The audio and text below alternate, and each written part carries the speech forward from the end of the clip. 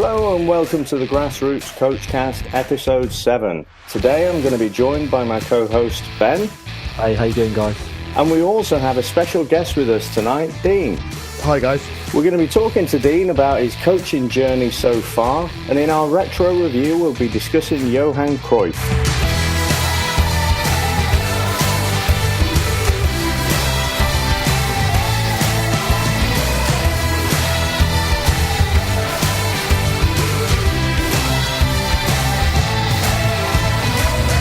Okay, so guys, before we get going though, we have another 5-star review. We have a Go Lazzo.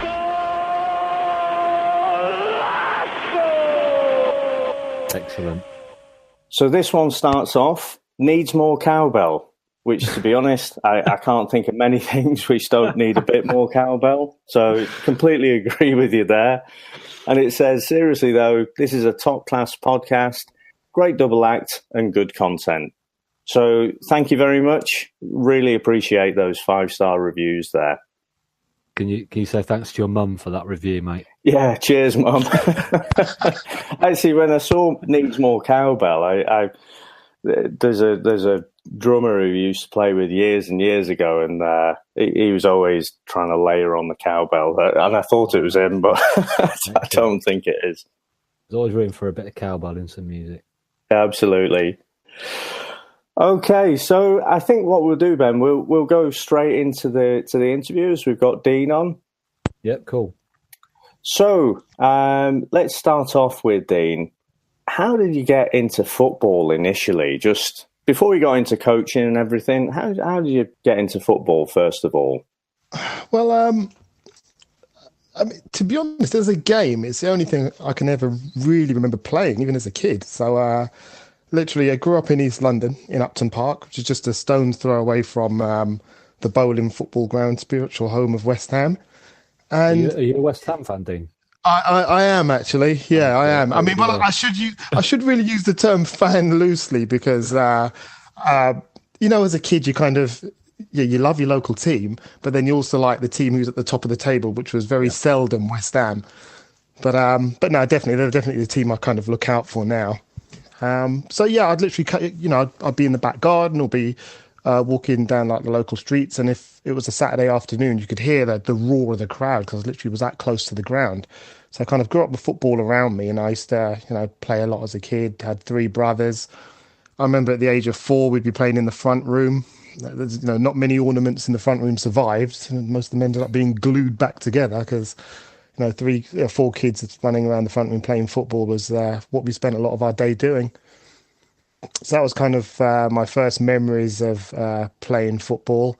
And then I'd say, as I grew up and got a bit older, I grew up in the 80s. So I'd say from the age of 7 onwards, I was allowed to play out a lot more. And obviously in the 80s, there were a lot less cars on the street. So you'd only have a few cars parked down your road and fewer cars driving by, so you could throw down some coats and play a little game of football out in the street with the neighbours. So we'd do that all day long as well. Cool.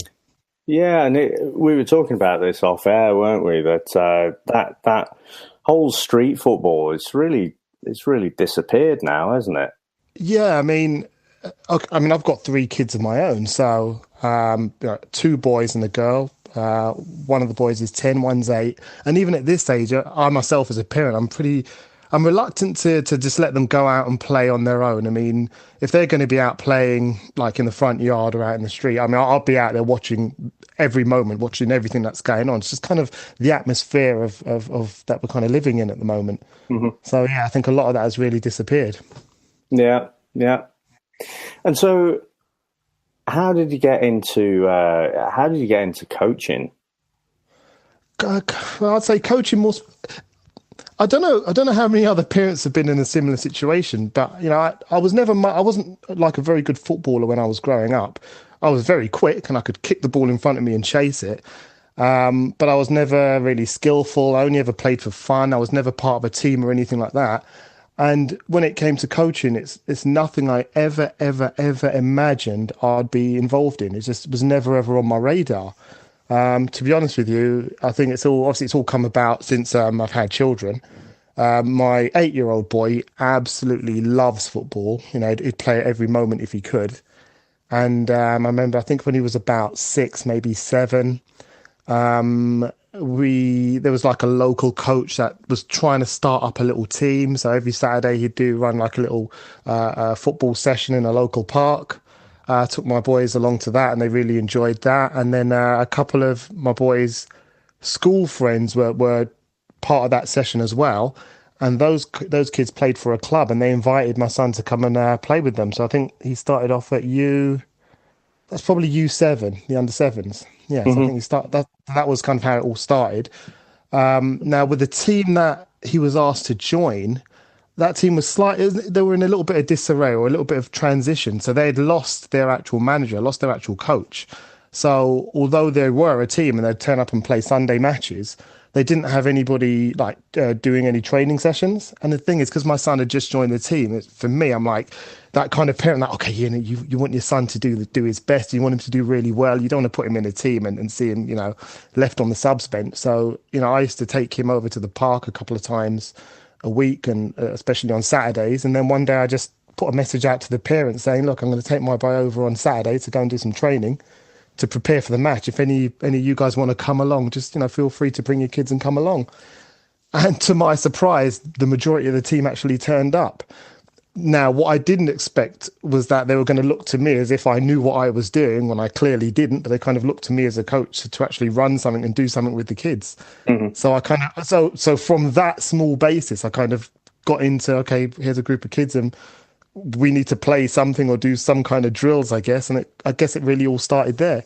Sounds good. So I guess that was you kind of fell into that coaching role. You stuck your head out the parapet. I absolutely fell into that, yeah. Yeah. And wasn't that your story as well, Ben? I think, didn't your coach leave? Yeah, pretty much the same thing. My lad played in a little league team, and I think his coach left after the first year, so we're moving up to under 8s or 9s, and he didn't want to do it anymore because his lad played, and his lad didn't want to do it anymore. He wanted to play rugby, so there was a bit of a vacancy, and a couple of the dads were like, "Oh, Ben, you should do that."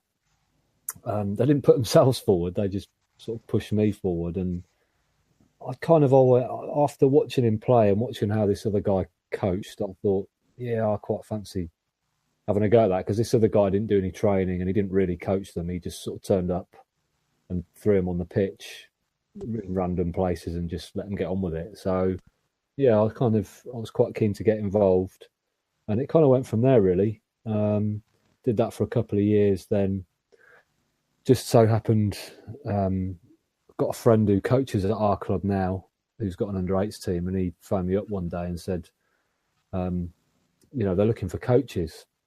And we were trying to find my lad a proper club to join, because he's not bad and he'd kind of outgrown Little League a little bit.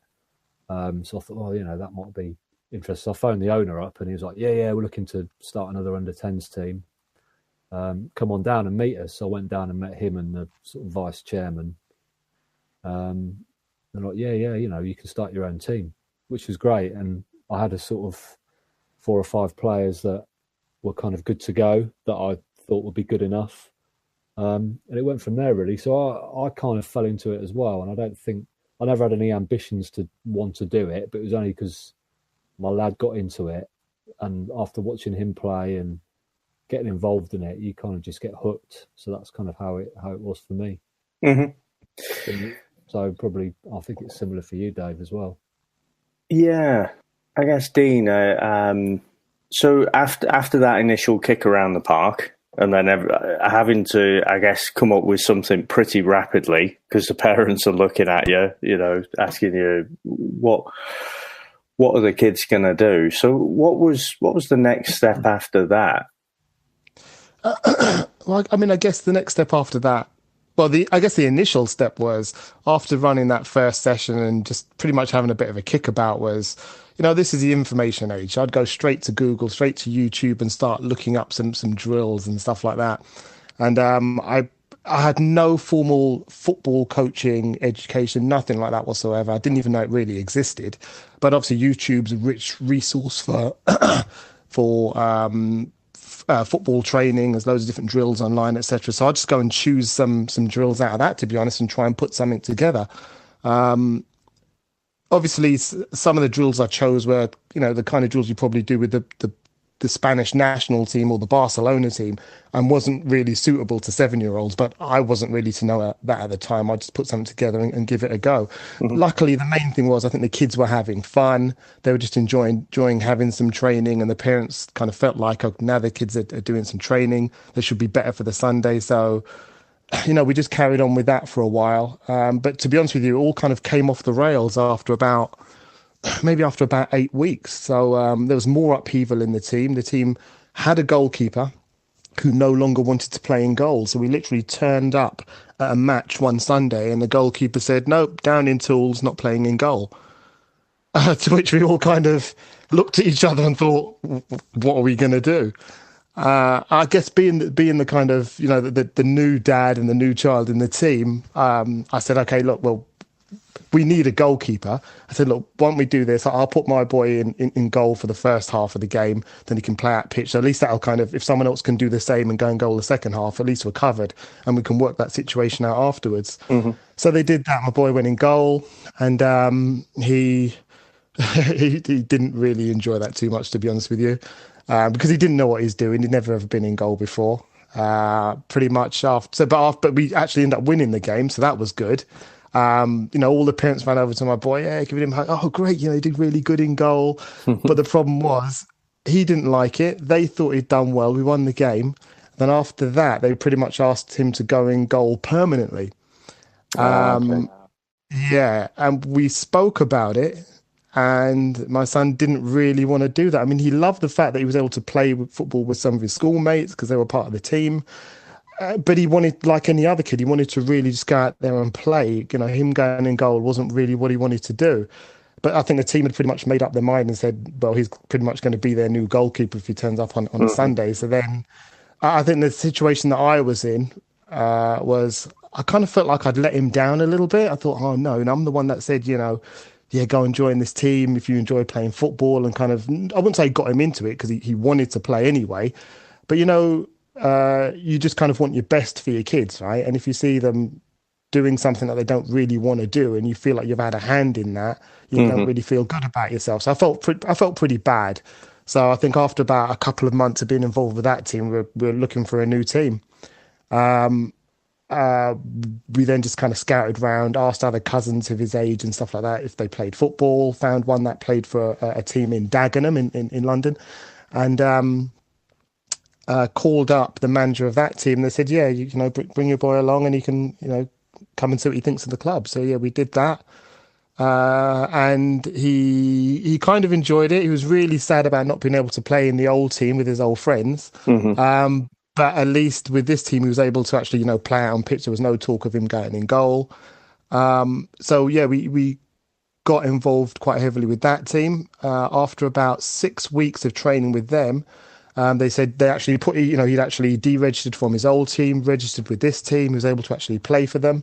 But one thing I think I noticed was when I'd go and watch some of their training sessions, sometimes there would be, because it was a really big club, so sometimes there'd be a situation where you might have, say, one coach with, say, 25 of the kids. And, the coach, don't get me wrong, the coach is doing a great job, but at times there were drills where, the kids are in like long lines. So there's one, say, passing drill where the kids are in a line. My boy would be at the back of the line. It'd take him a couple of minutes to get a few kicks of the ball, then he'd be at the back of the line again, waiting for a few more minutes.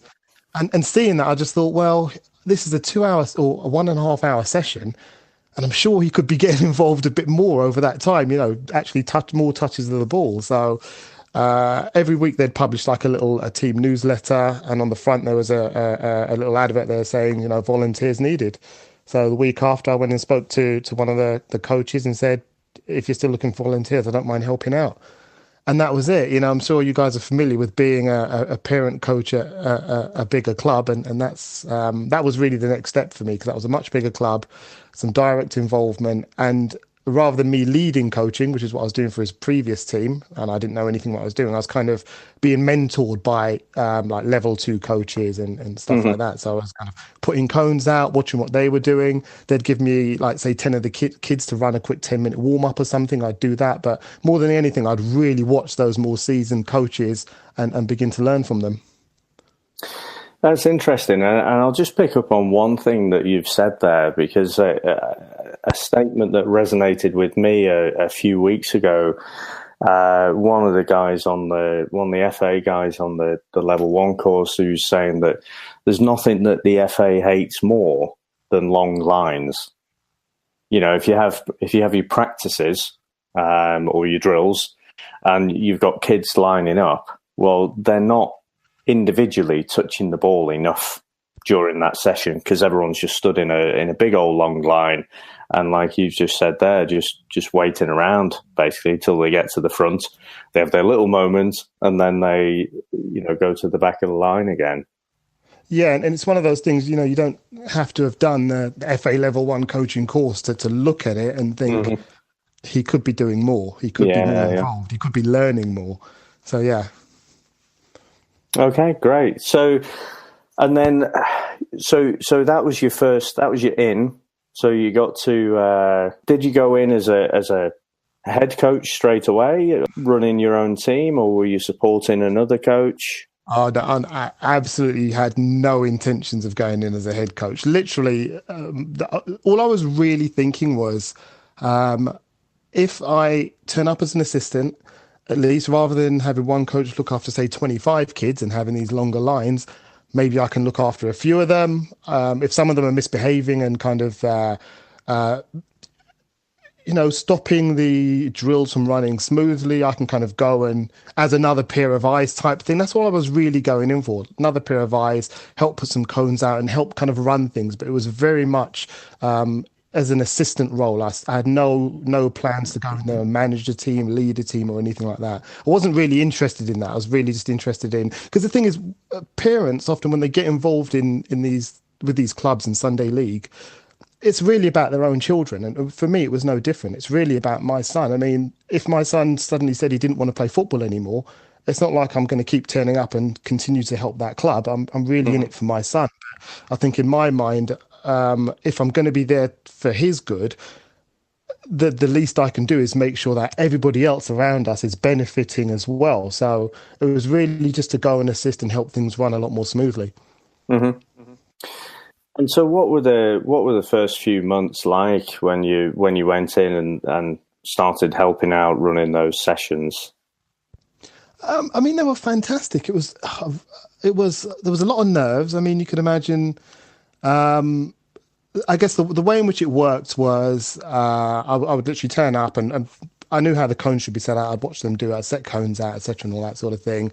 Welcome the kids in, and then what would often happen is during the warm up, we'd split the group. Let's say there were 30 kids. We'd split them up into 2 groups. I would do a warm up with one group. The other coach would do a warm up with their group, and then say my warm up would last maybe 7 minutes.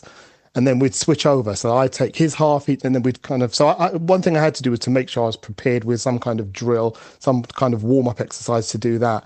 But obviously, a lot of my drills either came from YouTube or they really just came from watching what the other coaches were doing. And you could really see that these guys had been either doing it for some time or... and were obviously experienced and had done the FA coaching courses, because the drills that they came up with and the way in which they ran them, I mean, I was like, oh my God, that's amazing. I love the way they're doing that. Then I'd steal ideas from one and steal ideas from the other, plug them together and create my own drill.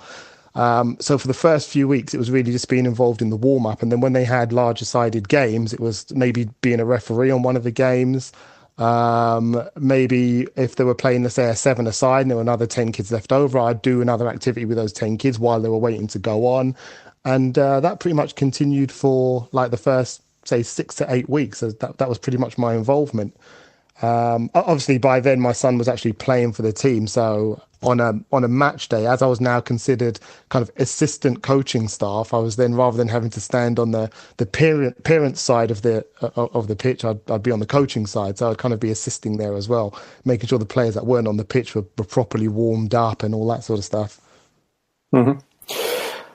And so we're probably up to the right point now, that where I really interested. One of the first things you and I were talking about just over email was that progression from being I don't think you use the words, but like a shouty sideline parent. those are probably my words, not your words, but being that kind of shouting from the sidelines type of coach, and then going on that journey to where you're actually taking a step back from that. But tell us a bit about initially when you were first on the sidelines and kind of how it was and how it was for your son.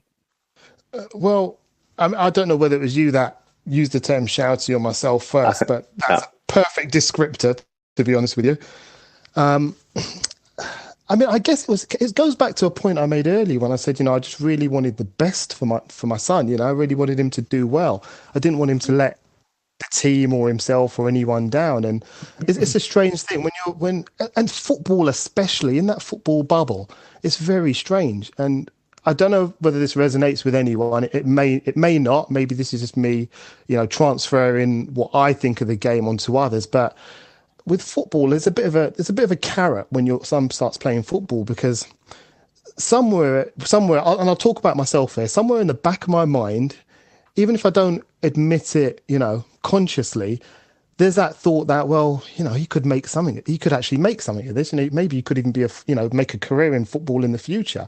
Mm-hmm. And the moment you have that, even as an inkling in the back of your mind, you're also thinking, well, it's quite lucrative. Footballers get paid a lot of money. Oh, that would be amazing for them. So although right now he's 7, 8 years old, and I don't really think about it in that way. At that time, in the back of my mind, that was one of the drivers behind me wanting him to do well. And then also on top of that, there's also that fear of failure, that fear of seeing your son do something and not being good enough. And now the crazy thing is, he was just happy just to go out there and play. To him, football was a game, and that's essentially what it is. But the fear of failure and feelings of not being good enough, I guess they were my worries and my concerns, and maybe things that I'd felt when I was younger that I was transferring onto him. And because of that kind of driving, or me, that really being the driving force behind me wanting him to do well. I'm hoping I'm making sense with that explanation. Yeah, absolutely. So I guess because of all of those things kind of swirling around, the carrot and the stick, I'd find myself uncontrollably emotionally involved and invested in every kick of the game, as concerned my son specifically. So, and I couldn't switch it off, to be honest with you. I couldn't. My emotions were just running so high during a game. Every single touch of the ball, every movement, I was screaming, run back, run forward, defend, come inside, play goal side, dribble, chase back. Literally, it was constant. It was constant instructions. And I just couldn't. It's even now, as I'm telling you, I almost can't. I get emotional now just talking about it, to be honest with you, because I can remember the feelings, what it was like at that time, just being so emotionally invested in the game, mm-hmm. and really not being able to switch it off. And I'd catch myself at moments, loudly screaming, and other parents were doing the same. Don't get me wrong, but I'd catch myself and I'd think, okay, Dean, just calm down, just calm down. And then 20 seconds later, I'm at it again, just really screaming out instructions. And it wasn't even, these weren't even useful coaching instructions. It was a typical parent type instruction that you'd get, you know what I mean? Run faster. It's not really helping the players.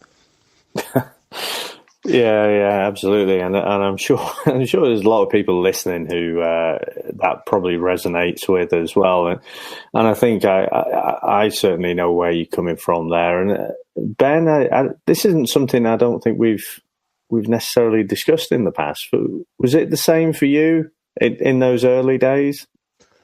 What, being shouty? Yeah, I probably still am a little bit.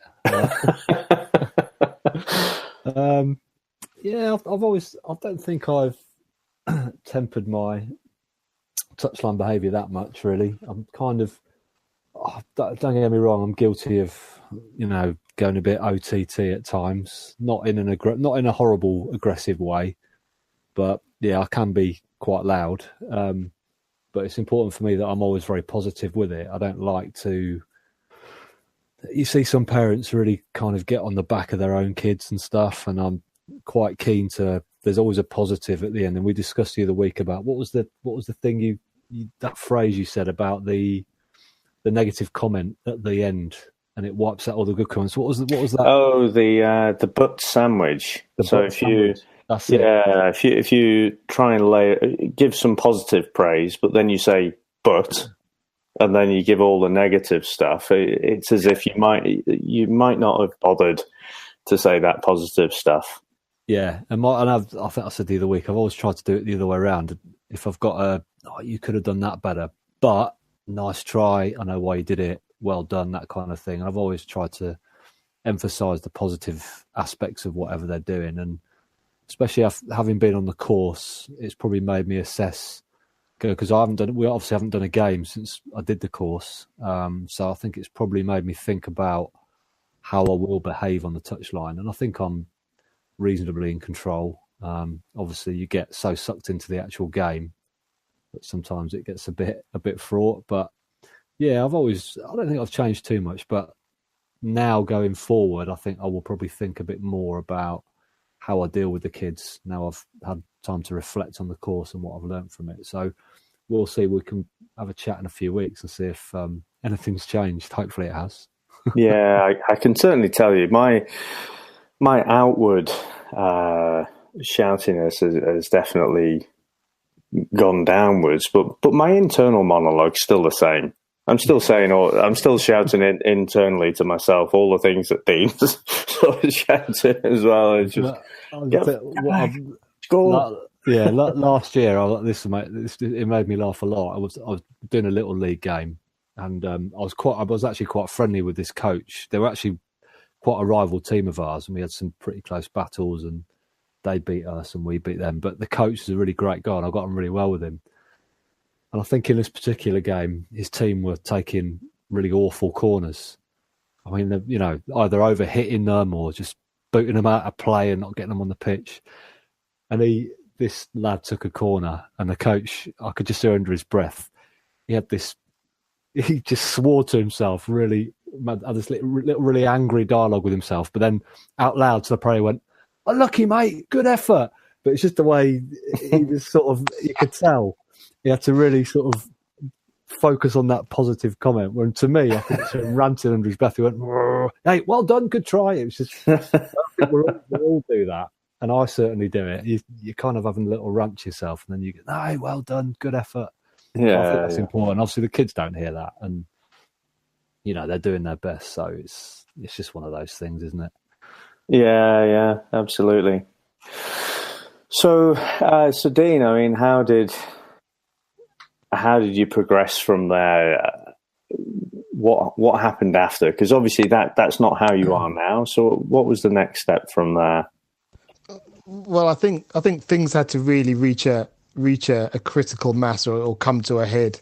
So things, I think if all I did was maybe screaming from the sidelines, that may not have been the end of the world. But I think another aspect would be the journey home from the match. So the conversations in the car, it'd be just me and my boy in the car. And obviously, emotions are still running pretty high. And if you can imagine, he's been out there and he's done his absolute best. He's done everything he can do. In my mind, though, let's just say that was a Sunday game. Let's just say the Monday before that, I take him over the park and we've done some passing drills. Let's say we went to the park again on the Wednesday and we did some dribbling and shooting. And then we trained again on the Saturday with the team and we did whatever we did there. Then on the Sunday, we turned up for the match. I think my expectations of after, say, doing those 3 or 4 training sessions and turning up at the match were probably... They were pretty high. I'd expect him to be able to start implementing some of those things that we'd been practicing. And then obviously when on match day, when those things didn't come out, the kind of conversations we'd have in the car on the way home would be things like, come on, son, I've taken you, I've put in all of this time and all of this effort, get home from work early to take your training. And it just seems like you don't care. you're playing on the pitch and you don't even bother running or chasing back. It's like you're not even bothered. Am I wasting my time? Was the time of rhetoric, that type of rhetoric that would be coming from me? And really not. In my mind, I thought it was perfectly justified in making those kinds of statements. Forgetting that this was an 8-year-old boy and that this is a game that he's playing and it's meant to be fun. And I think those kinds of conversations, and then it would get to the point as there'd be times when we'd get home and I'd just say, right, well, I tell you what, let's just forget it. Let's just forget this whole football thing because, I'm putting in all this effort. And then we turn up on a Sunday and it just seems like you don't really care. You're not really trying. Like, let's just forget you're obviously not serious about it. Let's just forget the whole thing. And then, there'd be tears and there'd be all that sort of, oh, no, Daddy, I really do want to play, et cetera, et cetera. And then I'd feel bad. And then, we'd go around the same cycle again. And then I'd say, okay, come on, look, what we're going to do is we're going to really start training really hard now. We're really going to try and improve. And then I'd say for a period of we do like a 30-day challenge. So I'd say, right, for the next 30 days, every day for 10 minutes, we'll do some practice on our left foot. And I'd do it with him as well. We'll do some passes, do some wall passes, and then we'll do some dribbling drills. We'll do that every day for 30 days. And then we'll see how we implement those things and how good we are. Now, after a couple of weeks of doing that and watching my son play, and there really didn't seem to be that much improvement, there would be the same type of conversation. But I guess where things came to the head was that at work, someone had organised a 5-a-side game. We were just going to play at lunchtime, so quite a few workmates. So in my mind, I'm thinking, well, I've been coaching this team, so I understand a lot more about football now. I haven't played for a long time, but I've done loads of drills with my son over the park and in the garden, so I should be pretty handy at playing football. So turned up for this match, a load of work colleagues, started playing, and how can I put it? Being part of an actual game, to me, it looked like absolute chaos. All I could see when I was playing was, people running everywhere, the ball moving at 100 miles an hour. And I couldn't, all the things that I'd been practicing with my son, those simple passes, nothing was working, nothing was coming off. With my son in the garden, we'd practice step overs and Cruyff turns and all these moves. And you know what? I looked $1 million in the garden. The moment I was on the pitch, I was absolutely clueless. And then the worst thing happened. Because that was the first 5 minutes of that game. Then the tiredness kicked in. And if I couldn't do those things before, once I was knackered, forget it. Literally, I was calling the goalkeeper over saying, can we swap positions? But I think what really made it come to a head was my son said, because I told him I was going to be playing this match, and he was so excited at the fact. He's like, oh, Daddy, you're playing a match. That's amazing. Brilliant. Can you record it? So I literally put my phone. This was like a little 5-side game we were playing. Put my phone down in the corner, recorded the game. I was absolutely useless, is the honest truth. On the way, but going back to the office from playing the match, I was literally watching it on my phone. And I'd start it, and I'd see me there kind of waddling around the pitch a bit and trying to run and make runs, but really being pretty clueless. And then I'd forward it, say, 3 or 4 minutes, and all you'd see is me on the pitch with my hands on my knees, gasping for air. I'm like, don't want to watch that bit. Forward it another couple of minutes. Then you'd see me in goal, where I'd obviously too knackered. I was back in goal. And I'll forward it a few more minutes, and I'll be back out on the pitch, hands on my knees, absolutely knackered again, just thinking. And I'm watching that thinking, oh my God, I've done all of that training, and I'm absolutely useless. And it was kind of a real humble pie moment with me realizing I'm either the training I was doing was not effective, or my expectations of how a player develops and improves at football is way too high, because I've obviously gotten nowhere after all of that training, but yet I've put all of that pressure onto my son on a week-by-week basis, saying, we've been out training 3 times. How come I'm not seeing you doing these Ronaldo moves?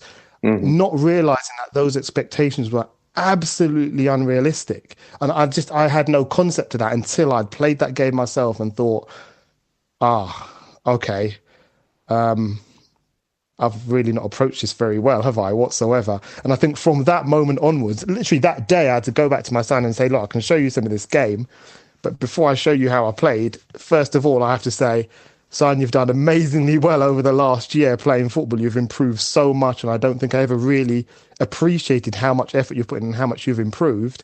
because already you're a way better footballer than I've ever been. And from now on, just watch. But I think you'll see how you and I, work at getting better at football together. We'll change a lot from now on. There won't be any more shouting.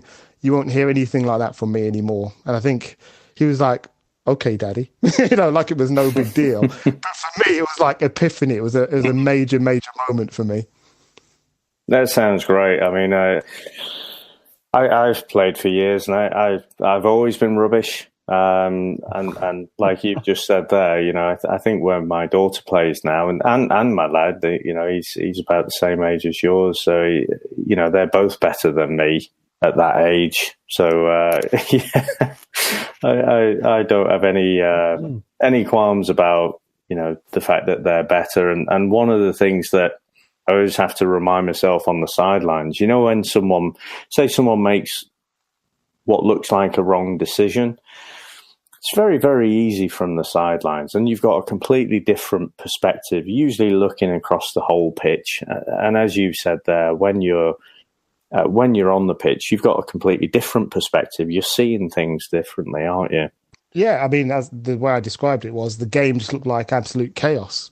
It looked like organised confusion to me. There was just so much going on, so much movement. Your perspective is very different. On the sideline, you can take in the entire game. If you're playing, especially in the middle of the pitch, you can only see really what's in front of you. And, you'd be on the, when you're kind of coaching, you'd be, telling players to check the shoulder and all this sort of thing. But it's like when you first try, you have your first couple of driving lessons, you've got the steering wheel, you've got the mirror, you've got cars, you've got the road, you've got pedals. There's just too much to try and focus on at the same time. And for me, my experience on the pitch was, I didn't know what to look, didn't know which way to look, which way to run. There was just so much going on. And to think I'd throw my son into that environment and then barked instructions at him and not even respecting the fact that he may be tired, run back, get back, go on, mark up and all that sort of stuff. It was, I could have done a lot better. So, sure. And so from that point then, it sounds like a pretty sobering moment. So, but you were doing these, you'd set yourself like a 30-day target, I think you said, and you were training, doing drills several times a week. So after that epiphany, what changed? Obviously, in terms of your attitude, you had a big change there. But in terms of those targets and those regular drill sessions, were you still carrying those on? Yeah, well, we changed. We really did change our approach a lot. So now it was more a case of. Now it was very much more a case of let's enjoy the game, because one thing I did notice that when we started doing the extra training sessions, and then obviously the old cycle of me barking at him on a Sunday and us getting into arguments and all that sort of stuff. One thing I did kind of realize was that he didn't seem to be enjoying football as much as he was maybe 6 months prior to that. So I'd say to him, like, come on, we're going to go over to the park and play some and do some drills or play football. And he wasn't as quick to lace up his boots as he wanted. And I could see he was kind of beginning to wear on him. So one of the first things I did was, football's got to be fun again. It's just got to be fun. If it's no fun, what's the point? So then, we'd go over the park, but then it'd be a case of, what do you want to do? So I'd ask him, what does he want to play? And sometimes he'd say, I just want to take some shots. So we'd have in our park, we have, the cage with the goals and the basketball nets and stuff. So we'd go in there and he could take as many shots as he want.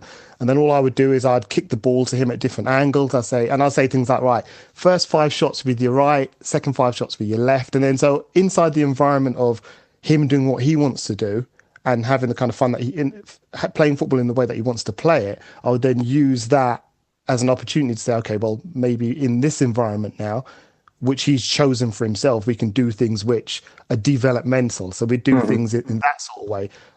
We started playing football tennis over the park as well. And he absolutely loves playing football tennis. And that's great for his touch and obviously his ball control and all that sort of stuff. So he absolutely loves playing that. But I think one of the main things I kind of really gave him control over what he wants to do with his football. And since I started doing that, he wants to play all the time now. Every opportunity he wants to play. Come, Daddy, can we go to the park? Can we go to the garden? And you can see that it's put the fun back in the game for him, fun back into the game for him again, and he's really enjoying it. And obviously that's there's also had a knock-on impact to the Sunday League team as well, because I completely changed my approach to the how I was coaching with the Sunday League team. So then it once again became about forgetting the lines and all that sort of stuff. If I turned up for a training, kids, what do you want to do? We want to play a match. Didn't know if you guys know what it's like. But in my mind, normally, rather than shutting that down, it's like, yeah, why not? We all want to get better at football, and what better way than to actually play a match? So often what I would start doing would be, to start playing a lot more small-sided games. So rather than the 7-a-sides, I'd maybe set up 3 pitches and do some 4-a-side games and ask like another parent or one of the other coaches to come oversee some of the games. Because then they would get loads more touches. They were doing what they wanted to do by playing the game a lot more. And then all I would do is inside that environment of which they had decided on what they wanted to do, we'd then just coach within that environment, and it would be using conditions in the game. So the game, we might play a game like 4-a-side, 3 touches only, that type of thing. Or I would say it could be like you can only score off a 1 touch or a volley. Or it might be every person on the team has got to touch the ball at least once before you're allowed to go and have a shot on goal, that type of thing. Those kinds of conditions. So they were doing what they wanted to do, which was to play a match. And then within that environment would then kind of instruct or put conditions for their learning and that sort of thing. So it really changed my entire approach, to be honest with you. Yeah, that sounds great. I mean, again, hand on heart, I think the early sessions that I was doing just weren't really fun. They were drills, and Ben and I were discussing last week about using that word drill, and just having them dribble round cones and focusing. You mentioned like Cruyff, doing Cruyff turns and stuff, focusing on technique, and not, football's a serious business, isn't it? And it's not fun at all. And so I don't know if I had an epiphany, but definitely looking back, I think it started out very, very dull and dreary kind of drills, and trying more and more to incorporate that fun element and make sure first and foremost the kids enjoy it. Oh yeah, absolutely. I mean, there is. I mean, is there a place for drills? Absolutely. Is there a place for unopposed practice? Absolutely.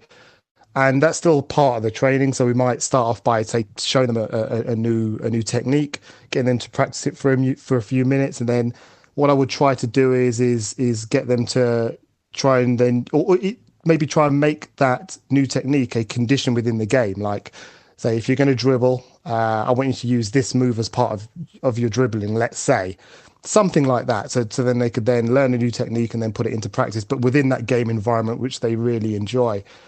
So it's things like that I kind of started to do a lot more during training. But drills and stuff, they do have their place. I think what I've really tried to do with them though is to maybe teach them a new technique and then give them homework. Because if they're going to do unopposed work, there's no point in them coming to an environment where they've got loads of players. Because when they're at home, they're not going to have 5 or 6 players that they can go and play a game with, because we don't have that street football anymore. So in the training environment, when they're with the team, I want them to be able to do what they can only really do within that type of environment, and then give them homework to go and practice whatever kind of techniques I want them to practice. Even if I just say, okay, 100 ball passes a day on your left foot, just go and do that. 1 touch to control, 1 touch to pass, that type of thing. And then, the next Sunday we can concentrate on more of the team-based stuff. Excellent. And you actually, so the team that your son's in now, it's a futsal team, isn't it? Well, here's another thing, right? So he still plays Sunday League, and I'm still kind of one of the assistants at the Sunday League team. But having realised how difficult the game was, and this is before I kind of had my my light bulb moment, I did realise that, well, I would like him to play more football, and he did want to play more football, but I think I didn't want to do it in an environment which was subject to the weather, which was, let's say, subject to an environment where he may still not get as many touches of the ball, or may not be able to express himself freely. So what I did was I found some local futsal teams, and got him involved in some of those sessions. But just like everybody else, sometimes a session will be run at a time and you just can't make it, say, after work at that specific time. Or, you'd take him to a football session and you'd find that, almost like, let's say there were 20 kids at this session, they'd play 5-a-side. So for 10 minutes of the session, your son would be sitting out on the side rather than playing. And I still didn't find that. I still thought, well, he's only actually playing for half an hour of this futsal session. So what I then decided to do, I thought, well, I've done some coaching. I certainly don't know much whatsoever. But I thought, you know what? Why don't I just have a go? So I went and literally signed up and did the FA Level 1 in futsal and just decided to give it a go myself, to be honest. So I managed to get about 10 players involved, all kind of like all U9s. And just started to kind of just really started my own team, to be honest with you, my own futsal team. That's awesome. And can you help me understand a little bit more about futsal? Because I know 5-a-side, but I'm expecting there's a bit more nuance to it than it's just a 5-a-side game. Yeah. I mean, I guess the main thing it has in common with 5-a-side is that it's 5-a-side. Outside of that, there are numerous differences. So, I mean, futsal, just to give you an overview, basically 2 20-minute halves. Environmentally, it's played on a hard surface. So often the game would be played, say, in an indoor sports hall or a school hall or something like that. It can be played outdoor, but if it is, it's got to be played on a hard surface. So you would never play futsal on, let's say, on grass or 3G. The fact that it's on a hard surface means that the ball is going to roll a lot quicker, move a lot quicker than it would do on a grass surface or 3G surface. So kind of some of the moves that you'd use on grass, like letting the ball run across your body, you're probably less likely to use on this hard surface because it's a lot quicker. Unlike the traditional English 5-a-side games, which have, the sides of the pitches, they're big wooden barriers, so you can literally kick it off the wall and keep playing. Futsal's played on, say, a 40 by 20 meter size court, but there are actual touch lines as well. So you've got to be very aware spatially of where you are. Defenders can use a touch line to kick it out, to take pressure off themselves. If you're an attacking player, obviously you want to keep it within the boundaries of the pitch. So they're concerns or conditions that you don't have in the traditional old school 5-a-side game. There are touch lines, but rather than taking a throw in as you would do in normal 11-11 football, you actually take a kick in. That's another difference. The goals are another major difference. So in the old school 5-a-side game, you'd have the big letterbox size goals, whereas in futsal you use something more akin to, if you're familiar with field hockey goals, they're kind of more square. Yeah, they remind me a little bit of handball. Yes, goals. That's it. That's a great way of describing it. But that's the type of goal you'd use in futsal as well. Yeah, the handball style goals. With the traditional 5-a-side game, obviously, there'd be the area around the goal where only the goalkeeper's allowed. Whereas in futsal, there is no such area, so you can literally, dribble right up to the goalkeeper, right next to the actual goal line and take a shot. There's no such restriction there. But also the way the goalkeeper is used in futsal is a lot different. So the goalkeeper is more of if you're familiar with, is it Edison that plays for Man City? Yeah. Yeah. Yeah, so I mean, he played a lot of futsal when he was younger, and I think his style of play probably owes a lot to the game of futsal, because the goalkeepers are a lot more involved in the game. They're almost like the fifth outfield player, whereas it's not uncommon for a goalkeeper to dribble the ball out and start the attack, or to play really, probing balls to get the attacks over the halfway line and really get them going. That's really common within futsal. Other differences are the actual ball that you actually play futsal with. It's a lot heavier and there's a lot lower bounce than say a normal football. So the ball's always going to be lower to the ground. So once again, encouraging more play with the ball at your feet. Here's another really important aspect: rolling substitutions. So one thing in futsal is, although it's a 5-a-side game, obviously, often you turn up to a match with at least 10 players, maybe 12, even 14, and each player on the pitch would only really play about 5 minutes before being substituted. So the entire game is played, 100 miles an hour, very high tempo. Players do get tired very quickly because it's a very physical game, but then they're only expected to play about 5 minutes before they get substituted off, and then another player would take their place, and it's constantly rolling subs. So you don't just have 2 subs that you can use; you can substitute as many times as you want. And essentially, there are just loads and loads of touches on the ball for every player involved, and constant decision making, always being involved in the match. I think that's another kind of key aspect of futsal. Wow, Very good. I hadn't realised anything about that at all. And I think, it's really good. And on a weekend where we've all been completely wiped out in terms of all the matches have been cancelled and snowed off, I'm kind of wondering whether I need to look into this futsal a bit more myself. Well, I mean, to be honest with you, the first thing I did once I realised the matches were cancelled, we've got a WhatsApp group for our team, so I get straight onto WhatsApp and say, anybody that doesn't have a game on Sunday, the sports hall, I'll be calling them in the morning. If there's availability, I'm going to book a pitch. Anybody that wants to come and play, more than welcome. So, and I've already had responses coming back. So we'll be doing a session tomorrow morning because there's no Sunday league games, and we'll be, practicing and improving. And that's another one of the benefits of the game. And another thing that really drew me towards futsal, and I don't know if you remember right at the beginning, I said I had an older son as well. Well, I took him to the same Sunday league club that my 8-year-old plays for. But, after, a few winter training sessions, freezing cold, driving rain, and he wasn't really up for it. He wasn't really in love with the game as much. But since I started this futsal team, I can't keep him away. Every session I run, he wants to be involved. He wants to come and play now. And he's like, oh, Daddy, can you start another team for my age group as well? He absolutely loves it. So that's another good thing to come out of it as well. I think kids really do enjoy the game of futsal. Very good, very good. And so, what would you say is next for yourself? You've now got 2 teams then that you coach in, the Sunday League team and the futsal team. Yeah. Well, I think the next thing for me is so I've done the FA Level 1 in futsal, and I think developmentally. There are other courses I want to do. What's on my radar for this year are doing a couple of I don't know if I can pronounce this correctly. Kova.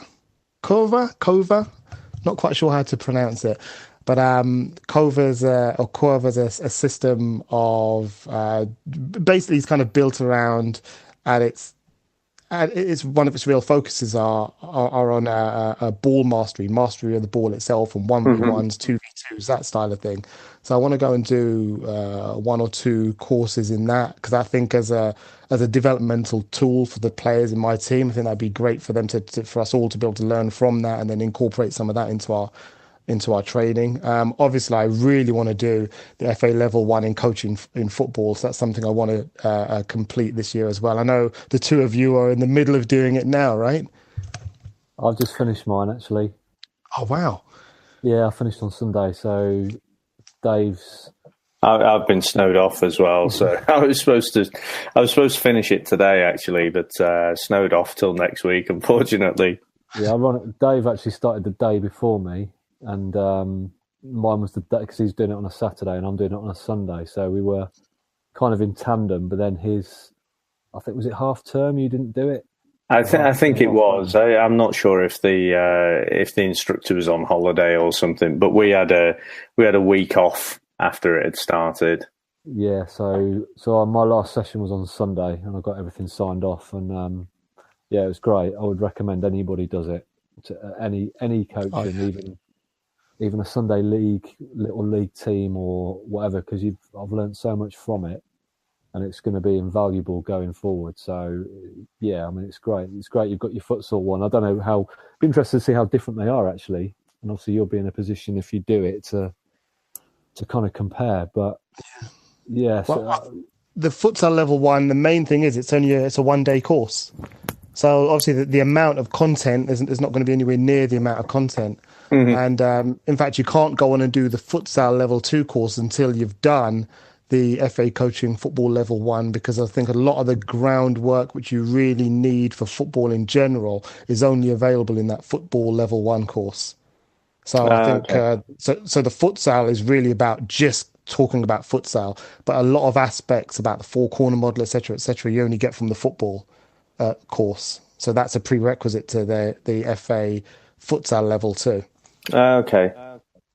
That sounds good. I mean, I can't recommend it enough. I was really impressed. And even I think going into it, you know, Ben and I had discussed, obviously, before we went ahead and started doing the podcast, that, you know, at the top of the tree, at the top of the English game, if you like, is the England team, and they've not done very well. You know, understating it over the last few years. But actually, I think if you look at the skill level of the average England player, it's a lot better than I remember in the kind of early 90s, say, when you had players like Carlton Palmer kind of running around. Keith Curle sort of springs to mind as well. I just think the skill level of the players is a lot higher. So, you saying Carlton Palmer wasn't skillful? Are you going to disagree with me on that? No, I'm not. You forgot Jeff Thomas. Oh, Jeff Thomas and that lob. Yeah, or lack of. Yeah, you had that real kind of workhorse footballer at the time, didn't you? And so going into it, I felt the FA, you know, they get a lot of bad press, don't they? But I felt they were obviously doing something right, and yeah, just going into the course and being on it, my expectations were met and beyond that as well. Did I tell you? I'm sorry. I was just going to say, on that? I don't know if I told you, Dave, previously. My tutor said we were talking about kind of, you know, flair players and encouraging individual skill and all this sort of thing. And he said, which is quite interesting, he said, the reason we produce, and bless him, he used James Milner as an example. He said, the reason we produce so many James Milners is because we're obsessed with getting players to pass the ball and not be creative and not dribble past players and all this sort of thing. And I find that really interesting because I've fallen into that trap of pass the ball. Don't try and beat four players, you know. And the guy was saying it's not always the best option to pass the ball. If you've got a chance to beat two or three players and you can do it. And I'd never thought about that before, really. And that was quite an eye-opener for me and something I took away from it, because I say to my players, don't over-dribble. And I say it because some of them do over-dribble. They try and beat 4 or 5 players when they don't need to. But it was just interesting that he said we produce a lot of James Milner. And that's why when you talk about Carlton Palmer, Jeff Thomas, I would class them as James Milner-type players. Probably, James Milner was talented because he wouldn't be where he is if he wasn't. But it's just that whole, you know, you're a functional, good, solid player rather than being a messy type player. And I found that interesting. He said you don't want to encourage your players not to be individual because you'll knock that flair out of them and you will produce your James Milners. And I thought that was really, really interesting. I think it kind of goes back to that point of, in fact, I don't even know if we made this point earlier, but it's sometimes you can be results orientated. And I think when if you're more result orientated than player development orientated, if playing the passing game is going to get you the result, there may be a tendency to try to play that game more. Because obviously if players are going to hold onto the ball and try and dribble more and they're going to lose possession, and if that's going to lead towards you losing more games, you know, if you're results orientated, you're less likely to want to take that approach, if that makes any sense. Yeah, no, it does. It's interesting. It's one of those when you see, I guess you're always in the back of your mind thinking of, I don't know, Barcelona or someone, when they ping it around quickly and they move it from back to front quickly, and when it works, it looks amazing. And we've had games this season where we've played some brilliant football, passing it around, and it's slick and it looks fantastic. And I think that's kind of how I want the team to play. But I do say to them, I don't want you to not dribble around players. If you've got a chance to dribble around a player, do it. Just don't try and, you know, when you've got 2 or 3 players around you, and you've got to pass on to somebody in a better position, then pass it. But yeah, I would never want them not to have that flair. And you're right, there's always that balance between, do you want to win the game or do you want to develop the player? And they kind of, it's a difficult one. I mean, one of the important aspects of their development is decision making, right? And I guess the decision making is going to be, should I dribble or should I pass? Now, ideally, you want to develop a player that can make either of those decisions and execute it well. So if he decides to dribble, you want him to be able to do that and beat someone 1v1. Or if he wants to pass, you want him to be able to pick out the right pass and play the pass. So I guess, training them in a way to develop them in both areas would probably be ideal, right? Absolutely. And I do try and create scenarios where, there'll be if we're playing a game, or I'll stop the game, or I'll create a scenario where we've got an overload or whatever, and I'll say, right, what should you do? And I'll challenge them and say, right, what should you do here? Should you dribble it past him? Should you go on a run? Should you go down the wing? Should you pass it back? What should you do? And I'll challenge them and say, you tell me what you think you should do. I said, I haven't got the right answer, but I'm just asking you to think, if you're in that situation, what's the best thing to do at this point with the ball? And, they kind of get it. And it's all about trying to think about where your defender's positioned. If you've got defender side on, you can drive on into the box, keep hold of the ball. If you've got a defender directly in front of you, you've got a guy square to you who's free, pass the ball. And it's just trying to get them to think about that. And they do tend to take it on board. I mean, I've got under 10s, so they're probably they're a bit more advanced in terms of trying to make those decisions. And that's where you've got, I guess that's the challenge, gauging, can they take on board what you're trying to get them to do? Are they too young? Are they at the right age? So that's the other kind of challenge that I found as well, and probably the same for you. Well, I think with my U9s, as you say, I think they're a little bit, the decision making, I think they're not quite, that year between U9 and U10, I think there's quite a lot of development that takes place. Yeah. So I'm just really focusing on the fundamentals of, let's do some 1v. So what we'll do is when we football start a futsal session, often as a warm up, we'll play. Is the game universally known as Wembley, where you literally have one goalkeeper, and then 10 outfield players all trying to dribble past each other and get a shot on goal? God, I've not heard that game called that since I was probably 10. But yeah, we used to call that Wembley. Let's play Wembley. But 3 teams to do, and you'd all try and score the same goal. Yeah, absolutely. Teams actually use that as part of our training now. So it works great as an opener when you don't have too many players. So in my futsal team, there's 10 players. I might get 6 of them there on time. So then I'll go in goal, or one of them will go in goal, and then the other 5 or 6 players will be outfield, and they'll be playing Wembley. But what that forces them to do is there's no one to pass to. So they've literally just got to be able to use their wits and beat as many players as they can, just to make that inch worth of space to take a shot. So that game naturally begins to build that kind of take someone on mentality into them. So we do that. I think we do that every other week. We'll play something like that. Mm-hmm. Cool. So Dean, that's been really interesting going through your journey there, and I'm sure it'll resonate with a lot of people. It certainly resonates with me. I think what we're talking about there, it's actually a nice segue, because we've had a question come in from one of the listeners. And so given I've got 2 coaches here, 2 experienced coaches, I'll open it up to the panel effectively. So let me read it out. It says, enjoying listening to the podcast. I recently finished my level 1 and are coaching an under 10 team of boys and 1 girl, my daughter. We have an extremely skillful player who could dribble his way out of a minefield. So he'd be pretty good at Wembley, I imagine. His skill and advanced dribbling is a joy to watch, but not for the other players who get frustrated and disheartened by him. They are suffering a bit in development because of this, I think. What would you do? So I'm going to throw it out to you guys initially. What would you do?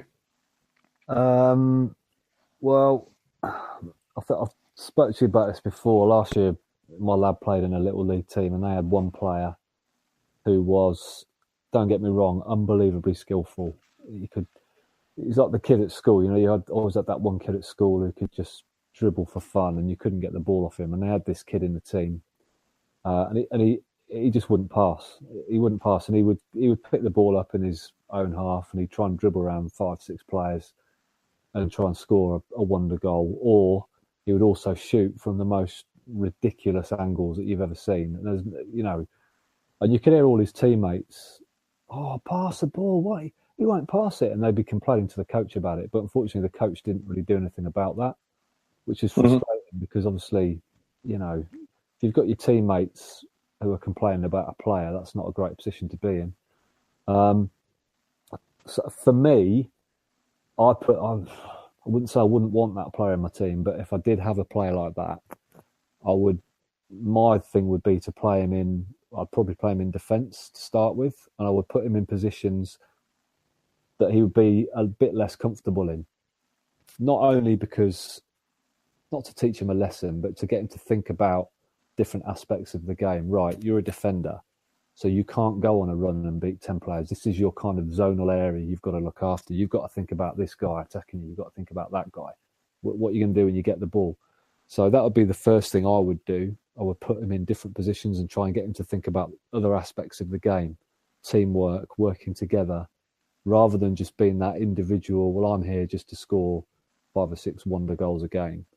And that's kind of what we spoke to our tutor about this sort of thing, and he said the same thing. He said if it was me, and he said I've had players like that in the past. He said what I've done, I've played them in different positions, and I've set them personal challenges and said, right, you can't take more than 4 or 5 touches before you've got to pass the ball, things like that, just to try and limit how often they're on the ball, because that's the kind of approach that I would take.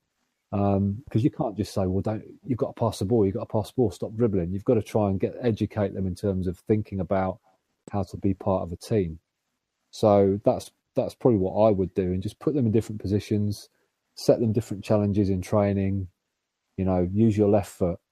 You can take 5 touches, no more. You can't go past out of this area of the pitch. You've got to work with this guy. So, it's difficult, isn't it? But that's what I would do. I don't know, Dean, if you've come across. I've been lucky. I've never had to coach a team who've got that player who is sort of out for personal glory. I don't know if you've come across anybody like that since you've been coaching. I know, yeah, definitely have, and I think the approach I've taken is pretty much the same as yours. I mean, a lot of my training is condition based, so some of the conditions I use are 3-touch only. One I've started using more recently has been based on time. So I'd say something like, because I really want the players to be able to express themselves, I'll say no player can possess the ball for, say, more than 4 seconds.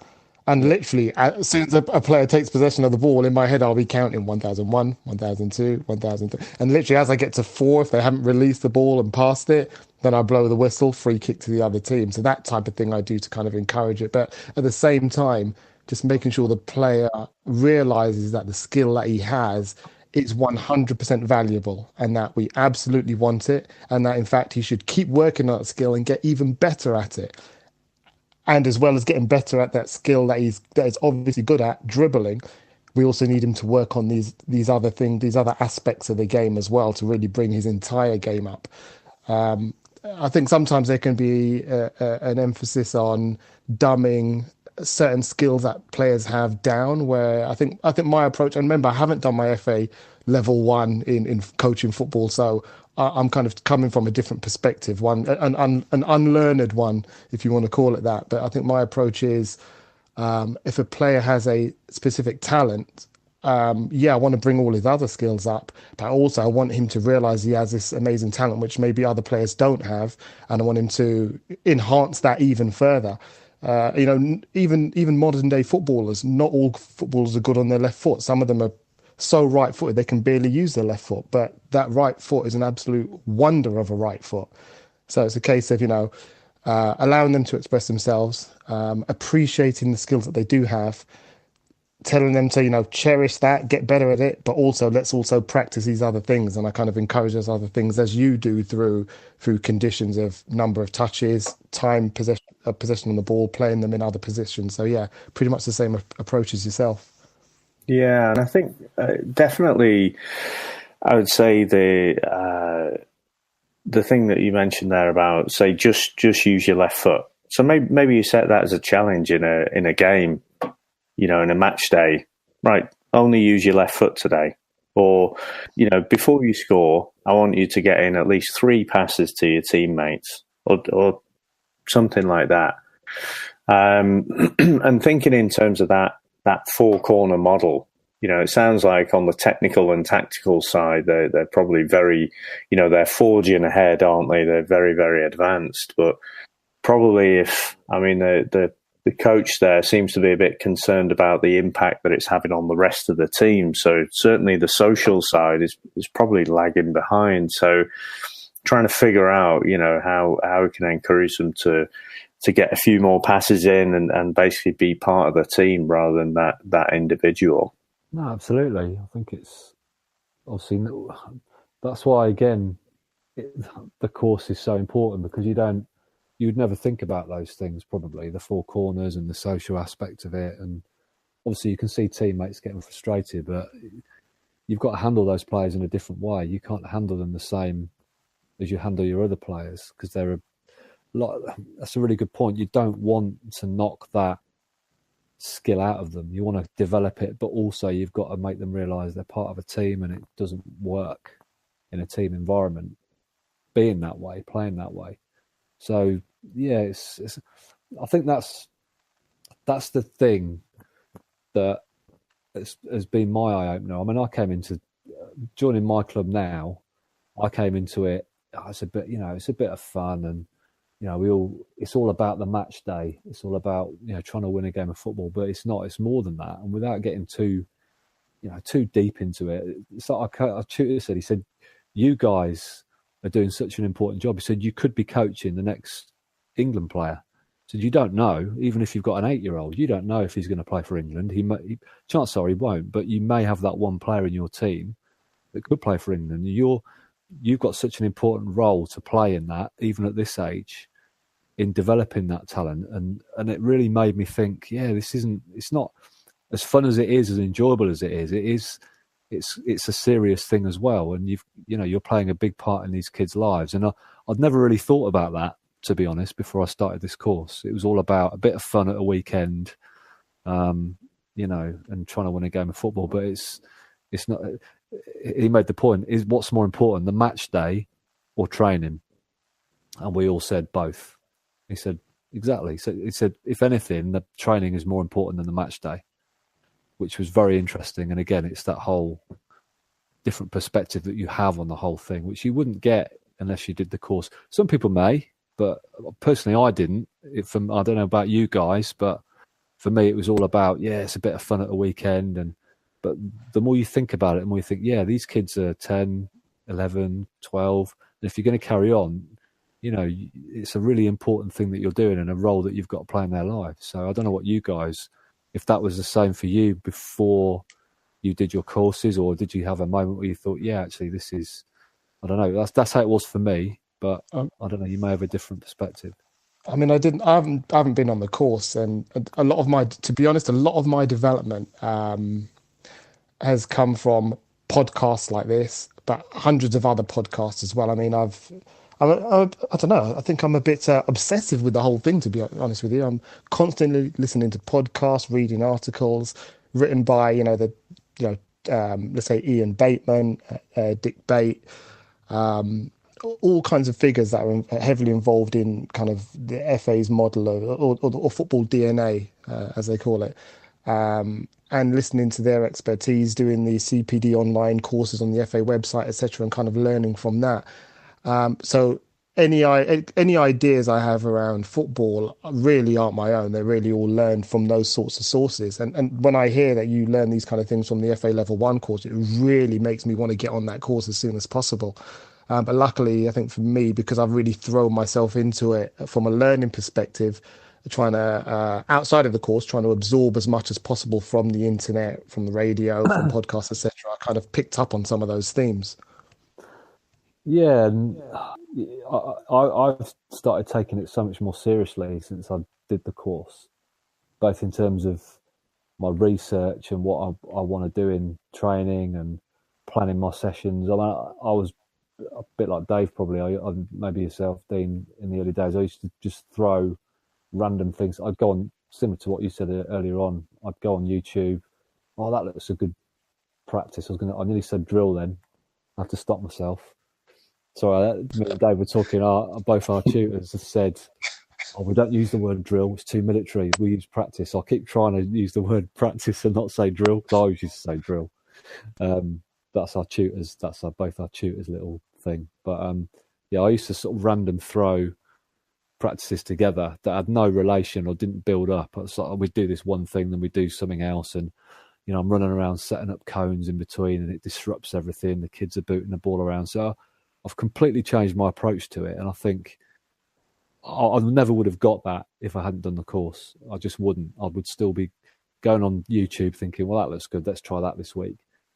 And I think just throwing random things together every week just doesn't work, because the kids, there's no cohesion. It's like, what are we doing this for? We didn't do that. We've never done this before. Well, I want to keep it interesting. I want to keep it fresh. But building up the one thing you may have learnt it on the futsal course, is building up the practices. So you have your pitch all laid out before you start, and everything you do is ready, and you can do it in that pitch format, however you set it up. You're not running around changing cones in between practices. Everything's there, and you just build it up bit by bit. And that's been a sort of revelation to me, and probably Dave as well, from speaking to him. And just the way it flows is so much better. And that planning is really important. And I probably never used to really plan as much as I should have done. And now we train on a Thursday, and even probably even at Friday at work in my lunch hour, I'm thinking, right, what can we do next week? How are we going to build on what we did Thursday? What do we want to, let's try something different. And it's really important, that planning and preparation. I totally agree with that. I mean, literally before we started this conversation, I had another epiphany moment. Once I realized we were going to be doing a futsal training tomorrow, I suddenly started coming up with ideas of what am I actually going to do tomorrow? Let me get a plan in place of what we're going to do. And then those creative juices start flowing, and start coming up with some great ideas. Quickly get it down on scraps of paper. Okay, right, we can make a session around this, because it connects nicely to what we did over the last couple of weeks. It's taken us further in the direction that we want to go for our next match. And that kind of proper preparation and planning is pretty crucial. Yeah, and don't get me wrong, I'll be honest, I hold my hands up. And it's interesting, when we went to the first day of the course, the sort of guy, the coach, Pete, he was like, right, why are you all here? And probably half of the people said, because I've been told to come, because their clubs have said, it's the same at my club. For me to carry on, I had to do my level 1. Otherwise I couldn't coach there next year. So I think a lot of us were kind of, we've been told to come along, and this sort of attitude. But there was never a moment in the whole 4 weeks that I was there that I thought, this is a bind. I don't want to be here. I loved every minute of it. It was absolutely great, and each day flew by. I'm so pleased that I did it, and it's made me I'll probably go and do my level 2 at some point, not for a while, but it's been amazing, and I think it's made me take it so much more seriously than I ever would have done otherwise, because it is an important job that you're doing, even if you don't know it. So, absolutely. Guys, that's a really good discussion, and I hope the listener, I hope that helps. The listener, we only got one. The listener, the one listener we have, the guy who asked the question. I don't want to read his name out, because he's talked about, he singled a player out there, so he knows who he is, who asked the question. So hopefully we do have more than one. Just downloading it loads of times. Just in all serious though, I don't know if I've asked you this before.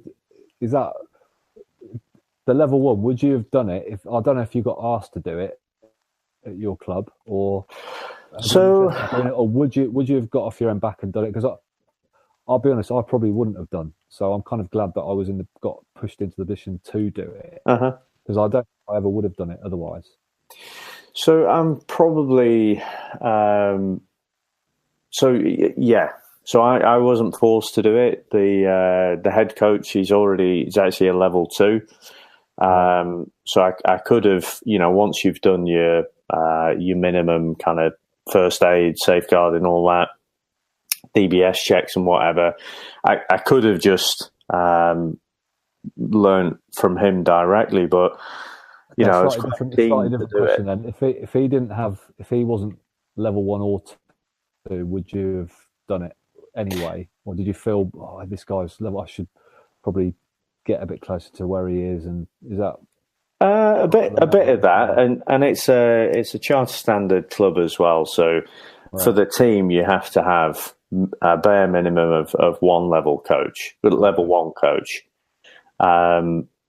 But yeah, I was quite keen to do it because I knew, we've all done the same, haven't we? We all started with YouTube, and how great is that, by the way, that the amount of stuff that people put up there. But, actually, I knew there was something missing, that I didn't really have that structured approach. And even though, I've spent best part of 40 years playing, that teaches me absolutely the square root of nothing, about actually coaching the game. So I think I was quite keen to do it, even if the club weren't pushing it at all. Yeah, I was just interested. So let's move on to our retro review.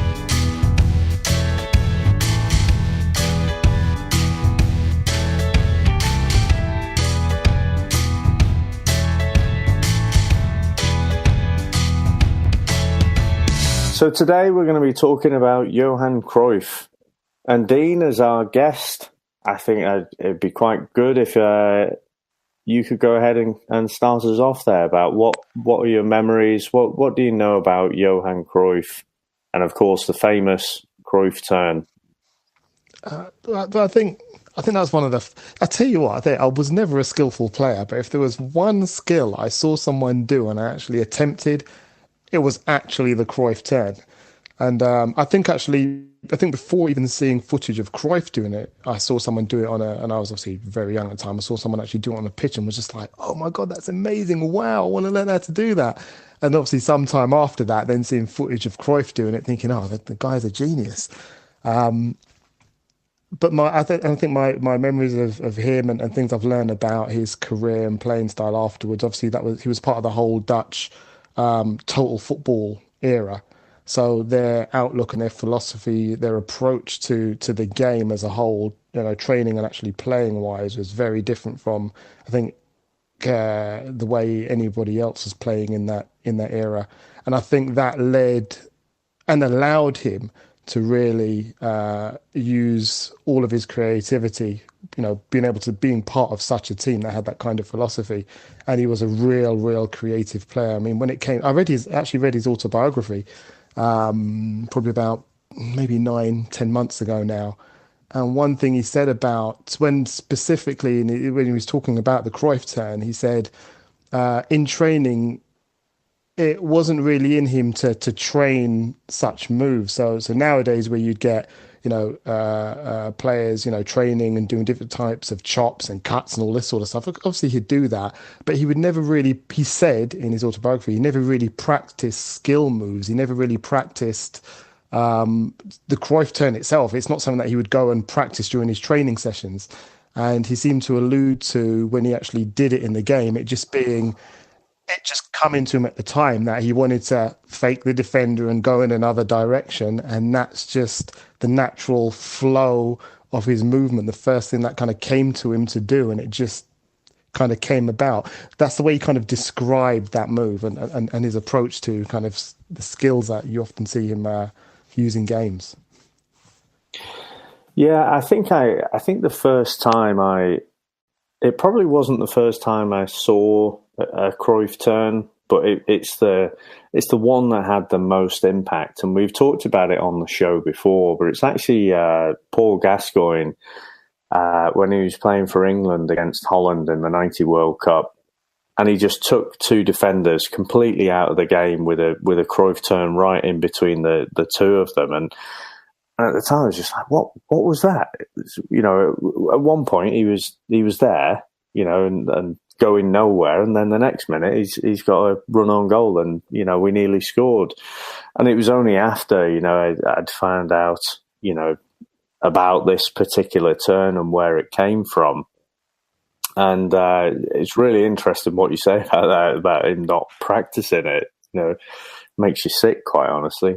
Probably plays the piano and the guitar and the violin and everything as well, doesn't he? Without one lesson, but he sort of does it in the game for in a massive game, and the defender's off. He's off to the post office, isn't he? He's sold him completely. It's pretty impressive that he hadn't practiced that. Yeah, I think it's one. I guess it's one of those things that could come to you if you're. It's kind of like watching the modern day Messi play. I mean, so much of what he does is kind of feints and misdirections. I guess if your game or your dribbling is generally about feints and misdirection, then it allows you to kind of, rather than learning specific moves to pull those things off, in the moment your body can naturally do things just to, that little drop of the shoulder, that little movement just to send the defender one way where you go the other. I guess, if you take that approach to dribbling and 1v1, you can see how maybe a player could kind of come up with something like that off the cuff. Absolutely. And so, Ben, I think you were saying something there. No, I was the same as you. It was that Gaza move. That's probably the first time I ever saw it. And then one of my favourite things, if you've seen that footage of Cruyff, it's probably in the World Cup. It might be against Argentina, and he's on the wing. Mm-hmm. He does it. It's just effortless. Makes it look easy. And yeah. One of my favourite things of that move was, obviously, with my Welsh hat on,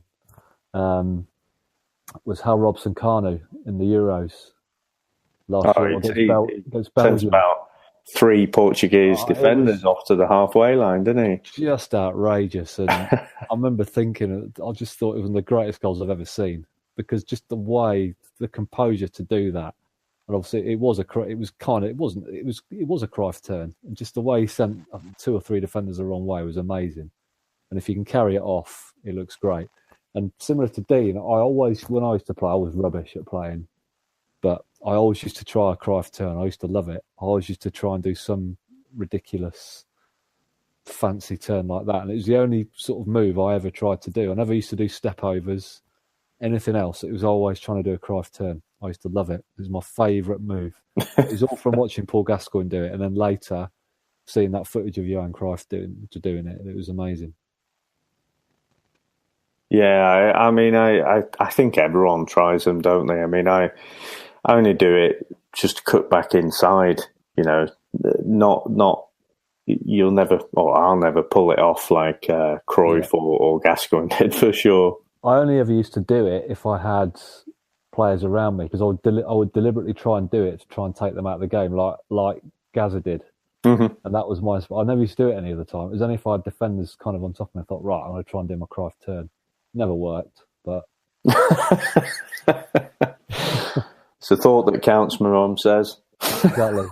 Just sort of fall over and look a bit ridiculous, but that's interesting what you say there, Dean, about kind of that mentality of just being able to try things out. And again, that was one of the things that I picked up from the FA instructor. He was quite keen that, again, don't encourage these repetitive drills, where you're just practicing the Ronaldo chop or a Cruyff turn or whatever. Try and, help them to understand the basics of being creative, and then let them figure it out. Let them learn. And, it's going to be a little bit messy, but no pun intended, not Lionel Messi, but Messi with a Y. Good one. They might just surprise you. It's one of those challenges as a coach. It's, if you're running a session, you just think, okay, but what can you do to encourage creativity? I mean, do you just let them play and do whatever they want? I'm not quite sure what the secret is to encouraging. I mean, I try to give as much freedom as I can in the hope that, and sometimes I'll try and really encourage it. So I may say, two points for a goal, and if you take someone on 1v1 and you pass them, you get an extra point for your team. Things like that to really encourage them to just go for it, have a try. And the amazing thing is, you really see the players, they just start going for it, and all manner of body movements and quick feet movements start kind of coming out. Very few are successful, but the good thing is that at least they're giving it a go. You know what I mean? Actually have a try. But I don't know. Is that the way you encourage that kind of creativity? Well, I think I don't think there's a golden answer to that, is there? But one of the things is kind of what we've been talking about earlier in that, you know, giving them an environment, making sure they have an environment where they can feel comfortable, that they can take a chance and try something out, as opposed to your little, I wonder what an 8-year-old James Milner would look like, actually, but, you know, who just plays. He'd be pretty good, actually. I'd imagine he would, wouldn't he? But, you know, he'd be playing the passes through and what have you, and you know, keeping the ball, you know, his pass succession rate would probably be really high. But, you know, someone like a Coutinho, whose pass succession or pass completion will be less, but that's because he's trying more tricky things there. Yeah, absolutely. So, of course, Cruyff was part of that team that probably one of the best teams never to actually win the World Cup, wasn't he? But Dean, you mentioned about total football there.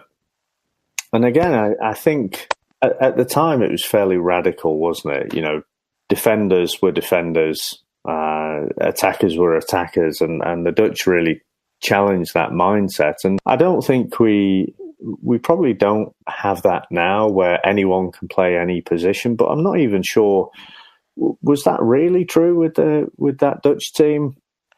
Well, I mean, essentially, it really was. I think their philosophy was very much of, you know, everyone loves to use the term now, playing out from the back. But you've got to remember, only a decade ago, we'd bypassed the midfield completely. But now, you know, through modern football, everyone's playing out from the back, watching Barcelona, etc. But that's exactly the way they used to play. I mean, in Cruyff's own words, he would say, the defenders are the first attackers and the attackers are the first defenders. So you've got the pressing game that the attackers would play, but then the defenders, once they've got the ball, they're expected to start the attack. And whether that means moving the ball forward, dribbling it into the spaces, or looking for those probing balls. But, you know, back then, his philosophy, or the Dutch philosophy at the time that he was a part of, is, I think, what our coaching and what the top players in the Premiership are trying to espouse now. So they were just obviously well ahead of their time. And I think the rest of Europe, especially England, are just kind of playing catch up now, so many decades later. Yeah, I agree with that. Mm-hmm. Absolutely. Yeah, we were talking a few weeks ago about Wimbledon, that kind of crazy gang time, and I think a lot of the football through the 90s, I think, was just very functional, wasn't it? You know, you look from where it was then in the 90s to where it is now, and especially that Man City side is pretty impressive. You know, just understating it a little bit, but you know, it's a joy to watch at times, isn't it? It is, and yeah. Sorry. It is, and it's the way. That's what I said before about getting my team to pass the ball. It's all about, I don't want them to be smashing it long, and I want them to be creative, and I just want them to be good to watch, and that's the most important thing for me. If we win games, brilliant, but as long as they're enjoying it, B, learning to play the right way. I mean, I'm not saying there's a wrong way to play, but the way I would like them to play is to pass the ball around and to have it to be, I don't know, to have it enjoyable to be watched, if that makes sense. One other thing about Cruyff's philosophy, it was very much, there are two teams, but there's only one ball. So whichever team you're on, you want to be the ones that have possession of the ball.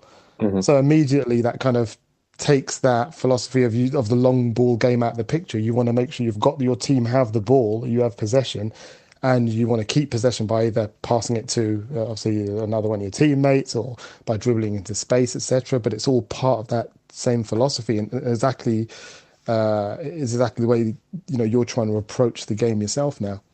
Yeah, it'd be an interesting conversation between, say, Cruyff there and someone like a Jose Mourinho, who doesn't seem to want the ball at all. You guys have the ball, and we'll just wait till you make a mistake.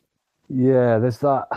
There's a really fascinating, I don't know if you've ever read it, it's a really fascinating piece of, I won't call it literature, but there's an article or whatever, and it was about it was Guardiola's philosophy and Mourinho's philosophy, and they were completely opposite. And I can't remember the details behind it, but Mourinho's philosophy was very much kind of just wait for the opposition to make a mistake, because they will. Let them have the ball, and at some point they'll make a mistake, and then that's when you capitalise. But obviously it's completely the opposite to me. I can't remember. It was really fascinating to read it, and if you can read it, I would recommend it, because it's absolutely, you can just, once you read it, you think, yep, I totally understand why Mourinho's doing what he does. Mm-hmm. I understand his philosophy, and it's not the philosophy that I like or I agree with, but it's effective. But when you read it, you think, yeah, I can see that just sums up what he's doing. And it's all about, you don't need the ball to win a game of football. You can win a game of football without having much of the ball. And it was all about that, whereas Guardiola's was very much about having the ball and this, that, and the other. It was absolutely fascinating. Two different completely ways of playing the game, but probably two of the greatest coaches in terms of medals and trophies of the modern era. That's one of the great things about football, right? It's exactly, yeah. There's no right or wrong way, No right or wrong way, a common language, yet at the same time, hundreds of different languages, hundreds of different ways of expressing the game. And it's that kind of keeps us involved. It makes it so interesting. Absolutely. And it's like a game of chess. It's like, those two are classic. You got one guy who, it's just his teams are amazing with the ball. And as much as Mourinho's football leaves me cold watching it, this guy, you can't argue with his record. It's unbelievable. Mm-hmm. And he's, went into, obviously don't want to go off tangent, but went into Milan, won the Champions League. I remember watching that Barcelona semi-final. I think it was a semi-final. They had about 18% possession or something, and they still managed to find a way to win. And that's down to Mourinho. But was that when they had about 9 on the pitch? I think so, yeah. I think they had 10 men as well, or 9 men, and they got a 0-0 draw away, and they went through. It was incredible. Yeah. It's one of the most impressive defensive performances I think I've ever seen. Yeah, it was amazing, absolutely amazing. But we're talking about Pep there, and obviously he's had the whole Cruyff influence, hasn't he, from that time at Barcelona? Yeah, absolutely. I'm sure that's probably played a huge part in his coaching philosophy, I would think. It would be hard not to, wouldn't it, having somebody as incredible as that to learn from. I think he says it himself that, without Pep, he wouldn't know what he knows about football today. Without Cruyff, he wouldn't know what he knows about football today. And I think very much his style was based on the things he learnt from Cruyff through his involvement with Barcelona. Yeah, absolutely. So if we're looking for a trail or the philosophy, what Cruyff has left behind, one sure way of seeing the result of his work would probably be by watching the modern day Manchester City team and their approach. Yeah. Well, you can see that definitely. It's not a bad testament, is it? It's not.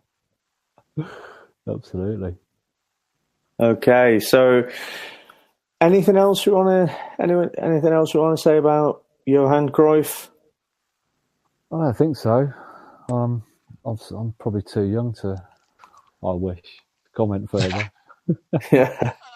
All I'd say is I could recommend his autobiography, very good read. And myself, I'd love to find more resources where I can find more about his philosophy and his approach, if anybody knows any. Yeah, so that autobiography, I'll definitely try and give that a read. It sounds interesting. So I think let's wrap up there then. So Dean, it's been fantastic to have you on the podcast. Really appreciate you being candid with us and telling us all about your journey. It's been great to have you on. Thank you very much. It's been therapeutic for me. I'll share this with you. Yeah, cheers, Dean. I really enjoyed it. Thanks, guys. Excellent. And thanks very much, Ben. And we'll close it out there. Catch you soon. Cheers, everybody, for listening. And yeah, thanks again to Dean. Take it easy. You've been listening to the Grassroots Coachcast. If you do like the show, then please go ahead and hit that subscribe button on iTunes, Stitcher, or your podcast catcher of choice. And while you're there, we really do appreciate those 5-star reviews or a Go Lazzo that helps other people find the podcast. You can get in touch with us by email at grassrootscoachcast@gmail.com, or if you want to tweet us at grootscoachcast, we'd love to hear from you.